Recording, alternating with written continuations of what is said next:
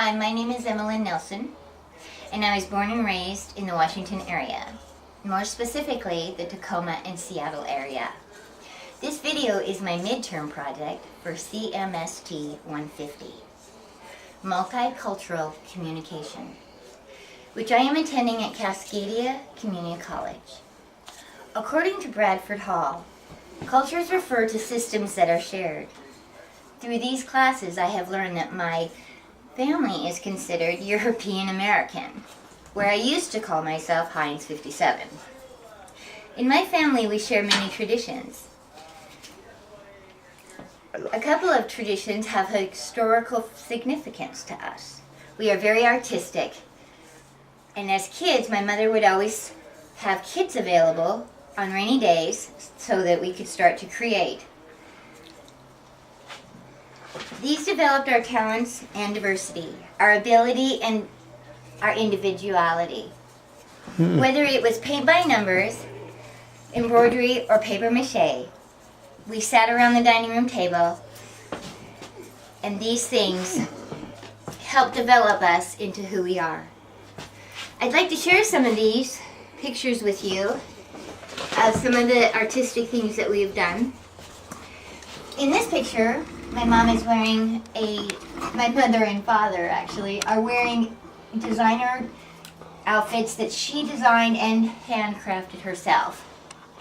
She's here with my stepfather in another formal outfit. She loves to dress up, she loves to sew, she loves the formal attire. This is my brother, and he's at a rendezvous. He's sewing moccasins. He's also sewn this teepee that you see in back of my nephew and my mother. And his outfit.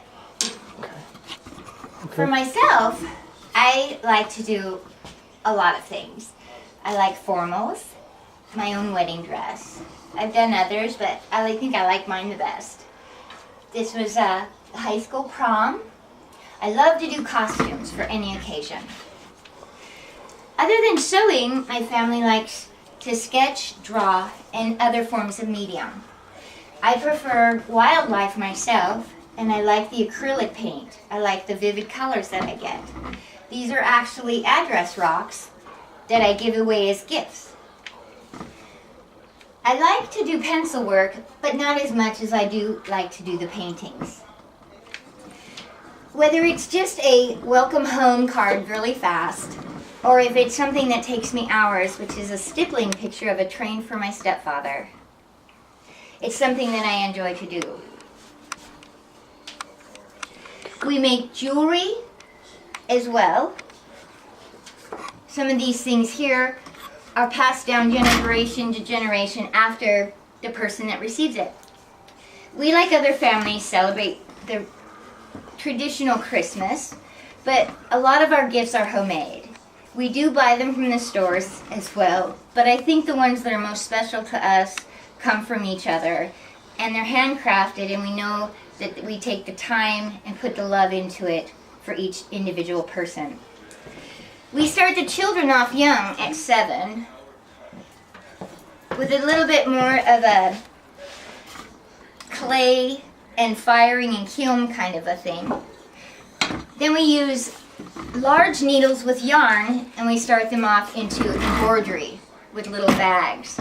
My nieces now, who are in high school, love these bags here that my mom has created in her embroidery.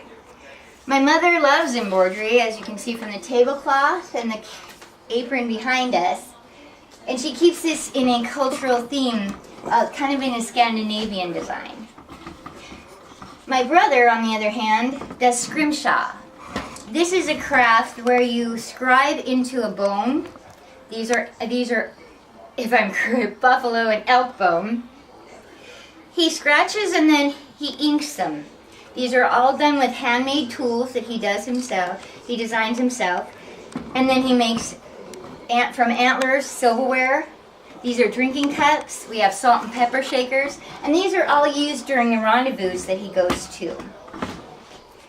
My mother does basket weaving and has taught me and my sister to do it. This is one that we did together. This is a small box, just even if it takes an hour or so to do something for a present for This was for my stepfather, and I needed a gift real fast. All of these talents directly are attributed from my ancestors. From my great-grandmother to my grandmother to my mother to us. It is something we pass down each generation. Now it is being passed down from me to my nieces and my nephews. And it is a wonderful way to share my culture with others. Talents, and especially my mother, I have to give credit to most of this for my mother, who has actually been behind most of the development that I've gone through.